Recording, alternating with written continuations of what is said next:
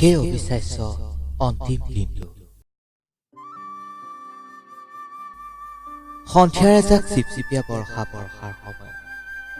বিচাৰি গৈছিলো এলভিয়ে দিনৰ সেই অতীতৰ বৰুৱা চাৰিআলিত অকলশৰে কটোৱা ৰসাল মুহূৰ্ত। কিন্তু ক'ত পাম সেই সময়। হলেও কিছু অনুভৱ হিয়াত বান্ধি অলপ আগবাঢ়ি বিচাৰি গলো সেই জেবি কলেজৰ অভিমানী ছোৱালীজনী।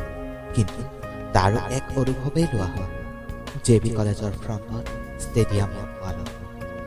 কিয়নো অতীতক পাহৰিব নোৱাৰি? সেই প্ৰশ্নৰ উত্তৰ বিচাৰি যোৰহাট নগৰৰ নীলিম আকাশত ঘূৰি আকৌ হৈ গলো মই বেকাৰ কবি। তিতিময় জুৰুলি জুপুৰি হেনে লাগিছে আজি মই যেন নিসংগতাৰে চহৰৰ ফুটপাতৰ কাষত বহি অতীতৰ স্মৃতি খুঁৱৰি কবিতা লিখা পাগল কবি। কিন্তু মই আজি সুখী নিজক পাগল বুলি পৰিচয় দিম।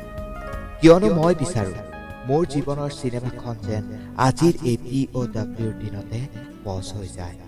নিবিচাৰো মই সেই দিন যিদিনা POWৰ অন্তিমটো ক্লাছ আহি মোক কব আজি তোৰ POWত অন্তিমটো দিন। অবিশ্বাস্য দিন যেন হব সেই দিন।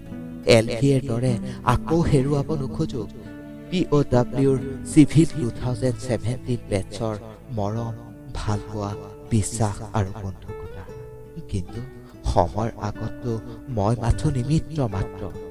সেই দিনটোক পাহৰিবলৈ অতীতক খুঁৱৰি ওলাই আহিছো আজি অৰ্থবিহীন শব্দই এটি কবিতাৰ সন্ধান বিচাৰি। তহঁতিতো চাগে বুজি নাপাবি মোৰ শব্দৰ সীমাৰ পৰিধি। হলেও এবাৰ সুঁৱৰি চাবি সেই দিনটি। আজিয়েই কান্দিব তহঁতৰ হিয়াই উচুপি উচুপি।